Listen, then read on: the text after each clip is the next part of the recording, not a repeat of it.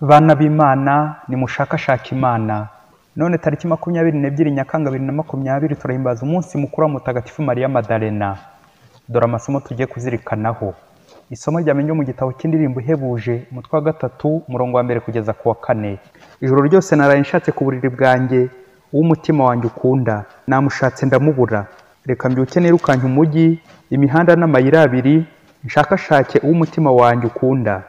Namushakashatse ariko namubuze.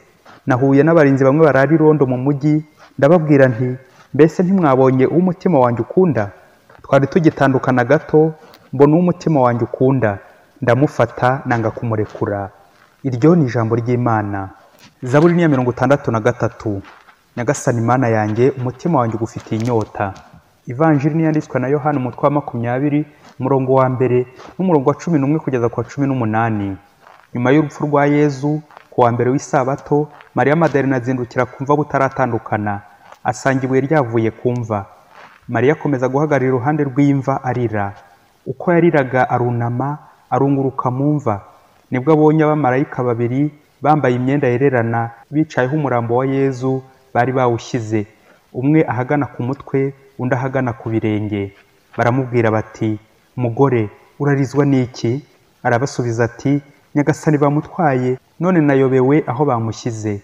Akivuga ibyo arahindukira areba inyuma, maze abona Yezu ahagaze, ariko ntiyamenya ko ari Yezu. Yezu aramubwira ati, mugore urarizwa n'iki? Urashaka nde? Mariya akeka ko ari umunyabusitani, aramubwira ati, nyakubahwa, niba ari wowe wamutwaye, mbwira aho wamushyize maze mujyane. Yezu aramubwira ati, Mariya we. Undi arahindukira ahera ko amubwira mu Giheburayi ati, Rabuni, ari byo kuvuga ngo mwigisha. Yezu ahita amubwira ati, ntushake kungumana kuko ntarazamuka njya kwa data. Ahubwo genda usange abavandimwe banjye, maze ubabwire ko ngiye kwa data ari we so, ku Mana yanjye ariyo Mana yanyu. Nuko Mariya Madalena ajya kubwira abigishwa ati, nabonye Nyagasani, nimwumve n'ibyo yambwiye. Iyo ni ivanjiri ntagatifu. Bana b'Imana, Imana iradukunda. Imana buri gihe ishaka kudusubiza agaciro. Wari usuzuguritse ikamugira igikomangoma, nguko uko umugore yahawe ijambo n'Imana. Uyu munsi turibuka Mutagatifu Mariya Madalena, araduhagarariye twese nk'abanyabyaha bicuza bagahinduka, ariko by'umwihariko ahagarariye abagore, aho Imana iha agaciro umugore by'akarusho w'umunyabyaha. Aya masomo aradufasha kuzirikana ku ngingo yo kugira inyota y'Imana. Turavuga ku bintu bitatu: gushakashaka Imana, kuyibona no kuyibwira abandi. Icya mbere, gushakashaka Imana. Gushakashaka Imana arazinduka. Mu isomo rya mbere harimo urukundo rugurumanira mu mitima y'abakundana, mpaka ubonye umukunzi wawe. Ati, reka mbyuke nirukanye umujyi, imihanda n'amayira abiri, nshakashake umutima wanjye ukunda. Umuririmbyi wa Zaburi uyu munsi we ati, Nyagasani Mana yanjye, umutima wanjye ugufitiye inyota. No mu ivanjiri y'uyu munsi turabona Mariya Madalena agiye gushaka Yezu. Mariya Madalena azindukira kumva butaratandukana, asanga ibuye ryavuye kumva. Bavandimwe, turatangara ubutwari bw'uyu mugore urenga imbibi z'ubwoba n'ububabare, akazinduka kumva gusiga Yezu imibavu, mu gihe abagabo bo arizo ntumwa bari bakiryamiye bifungiranye muri senakoro kubera gutinya Abayahudi. Kubera ubwoba, ni nka mugabo ubwoba utinya nijoro akaba yabwira umugore we ati, madame duhinduranye, wowe ujye uryama hafi y'urugi rusohoka hanze, kugira ngo igisambo nikiza uzankemere tujye kukirukana. Uruzinduko rwa Mariya Madalena agiye kumva mu museke rudufashe kujya tuzinduka mu isengesho. Burya ababyeyi, imigisha ni iya kare. Isengesho rya mu gitondo riraryoha, uba utarashyuha mu mutwe, uri maso umeze neza, kandi burya iyo umuntu akuzindutse aje kugusaba, ntiwamwima ugira ibyo bitotsi yigomwe aciyemo, ugiriye ko atatinya imbeho cyangwa inyamaswa z'ijoro. Icya kabiri, kubona Imana. Mu isomo rya mbere umukunzi ati, twari tugiye gutandukana gato, mbona umutima wanjye ukunda, ndamufata nanga kumurekura. Urukundo nk'urw'abashakanye rushushanya urukundo Yezu akunda Kiliziya ye. Naho mu ivanjiri, Mariya Madalena amaze kubona Yezu, Yezu aramubwira ati, ntushake kungumana kuko ntarazamuka njya kwa data. Bavandimwe, ni ibyishimo bikomeye kubona uwo washakaga. Twibuke ko urukundo rwagurumanaga muri Mariya Madalena abitewe n'uko Yezu yari yamukije roho mbi zamuteraga gusambana. Ni koko uwababariye byinshi niwe ukunda cyane. ni koko umutagatifu ntabwo ari umuntu ukora neza gusa, ahubwo umutagatifu ni umunyabyaha wicuza akababarirwa. Iri jambo rya Yezu ntushake kungumana ni ukugira ngo tutongera gushakira Yezu mu bigaragara bya hano ku isi, ahubwo tukamubonesha ukwemera amaso y'umutima kuko agiye mu ijuru kwa Data. Muvandimwe, iyo ugiye gusenga ubonana n'Imana, cyangwa nawe ubwira ko iyo utayikozeho ntuyumve, ntuyirebe imbona nkubone ngo ntibaho. Gusenga ni ukwerekeza umutima ku Mana. Iyo dusenga tuganira n'Imana nk'uko umwana aganira n'umubyeyi we, ariko ibyo tukabikora mu kwemera. Ukwemera ako kantu Yezu aragakunda. Iyo udafite ukwemera urapinga, ugera mu isengesho ukaza gutahiraho, kubera ko wasanga wagiye ukoresha ubwenge bwawe gusa, nyamara ku muntu usenga bisaba ubwenge n'ukwemera. Iyo biri hamwe, ukwemera kumurikiye ubwenge bwacu, Imana turayibona. Ni nako kwemera kwaranze Mariya Madalena, ntiyacika intege mu gushaka Yezu kugeza ubwo amubonye. Icya gatatu, kubwira abandi Imana. Yezu abwira Mariya Madalena ati, ahubwo genda usange abavandimwe banjye. Nuko Mariya Madalena ajya kubwira abigishwa be. Muvandimwe, iyo wafashe umugambi ukajya gushaka Imana, irakwiyereka, ariko ikagusaba kutabyihererana.